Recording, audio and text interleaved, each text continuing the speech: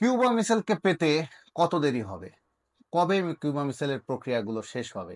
বাংলাদেশের ফুটবল দলে যোগ দিতে কিউবা মিসাইলকে কি কি প্রক্রিয়ার মধ্যে দিয়ে যেতে হচ্ছে, কতদিন লাগবে? 10 জন সিঙ্গাপুর ম্যাচের আগে আসলেও তাকে পাওয়া সম্ভব? এই আপডেটগুলো আসলে প্রতিনিয়ত ফুটবল প্রেমীরা নিশ্চয়ই জানতে চান। তো 10 জন সিঙ্গাপুরের বিপক্ষে কিউবা মিসাইলকে পাওয়া আসলেই অনেক কঠিন। এই এই তথ্যটা বা এই আপডেটটা আমি আমার আগের কন্টেন্টে দিয়েছি।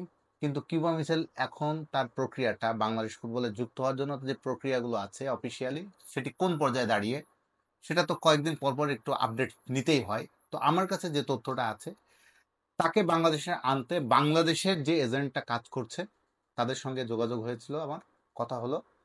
যেটা জেনেছি, কিউবা মিসাইলের বাংলাদেশে আনার যে প্রক্রিয়াগুলো আছে, সেখানে তাকে আনার আগে তার নানি, তার মায়ের কাগজপত্র আগে করতে হবে। ফিফা সাধারণত দাদা দাদি নানা নানি পর্যন্ত অ্যালাউ করে যে কোনো দেশের খেলোয়াড় আরেক দেশে খেলতে গেলে। তো কিউবার যেহেতু জ্যামাইকান কানেকশন আছে তার বাবার দিক থেকে, মায়ের কানেকশন হচ্ছে, নানির কানেকশন হচ্ছে আমাদের বাংলাদেশের সঙ্গে। তো কিউবা মিশেলের নানি তার মায়ের কাছ থেকে অলরেডি কাগজ চাওয়া হয়েছে। এমনকি কিউবা মিশেলের কাছেও কাগজ চাওয়া হয়েছে পাসপোর্ট প্রক্রিয়া শুরু করতে।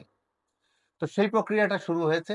পাসপোর্ট করার প্রক্রিয়া, যে যা কাগজপত্র লাগে তার মায়ের কাছ থেকে, তার নানির কাছ থেকে, এবং কিউবা মিসেল তার কাছেও বাংলাদেশের এজেন্টরা অলরেডি ইমেল করেছে, তাদের কাছে জানতে চেয়েছে। এই কাগজপত্রগুলো যখন দেবে তখন তারা পাসপোর্টের প্রক্রিয়াটা শুরু করতে পারবে।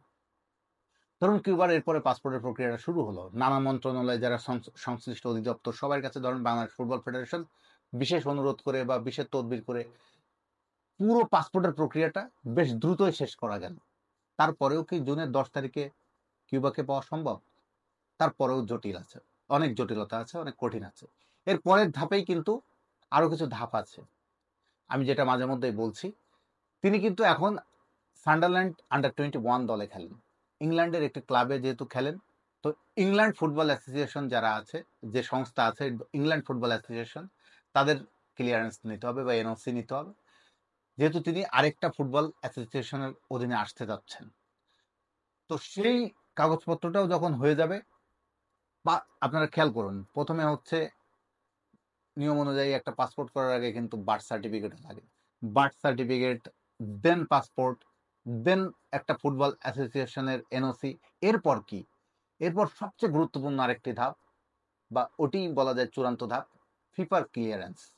ফিফার ক্লিয়ারেন্সটা হামজা চৌধুরী, সমিত সোম এদের ক্ষেত্রে যে সময়টা লাগছে, কারণ হামজা চৌধুরী আপনারা জানেন ইংল্যান্ডের আন্ডার 21 টিমে খেলেছিল।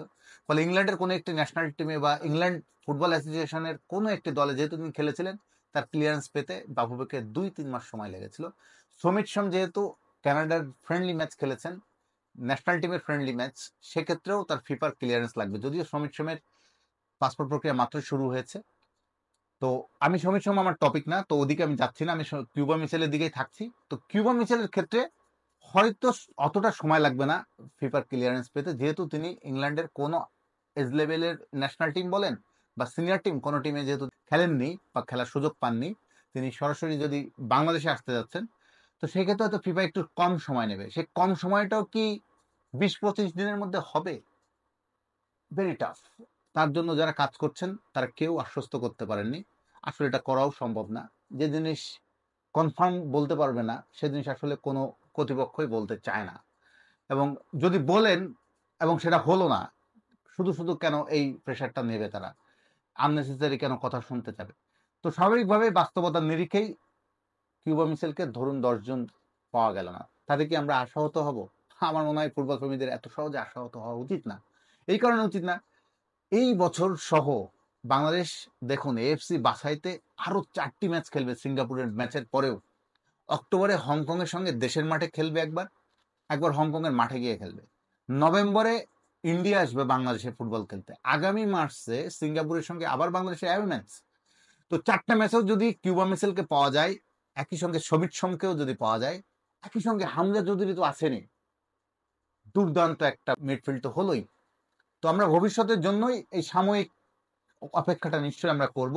আগামী জুনের আগে যদি সামহাও কিউবা মিসাইলের সব প্রক্রিয়া শেষ হয়ে যায় কোনো জাদুকরী কোনো ব্যবস্থায়, তাহলে আলহামদুলিল্লাহ বলতে হবে বাংলাদেশের ফুটবল প্রেমীদের যে সেটা আমাদের বোনাস, সেটা আমাদের বড় পাওয়া। কিন্তু যদি নাও পায় তাহলেও বাংলাদেশের ফুটবল প্রেমীদের হতাশ হলে চলবে না, কারণ বাংলাদেশের আরো অনেক ম্যাচ আছে। আর এই সিঙ্গাপুরে বাংলাদেশের ঘরের মাঠেও হামজা চৌধুরী তো খেলবেনি। তার আগে কিন্তু 5 জুন একটা প্রস্তুতি ম্যাচ খেলে নিজেদেরকে ঝালিয়ে নিয়ে নেওয়ার সুযোগ বাংলাদেশ পাচ্ছে, বাংলাদেশ ফুটবল টিম। তো সব মিলে কিউবা মিসাইলের আপডেটটা আমি এই পর্যন্তই আপনাদেরকে জানালাম। এরপরে যখন আবার কোনো নতুন কোনো আপডেট আমি পাবো আপনাদেরকে জানাবো। আপাতত একটু জানিয়ে রাখি, সবেমাত্র কিউবা মিসাইলের পাসপোর্ট প্রক্রিয়া শুরু করার কাগজপত্রগুলো চাওয়া হয়েছে তার এবং তার পরিবারের কাছে। এর পরের ধাপটা কি হয় সেটি জানাবো সময় মতো।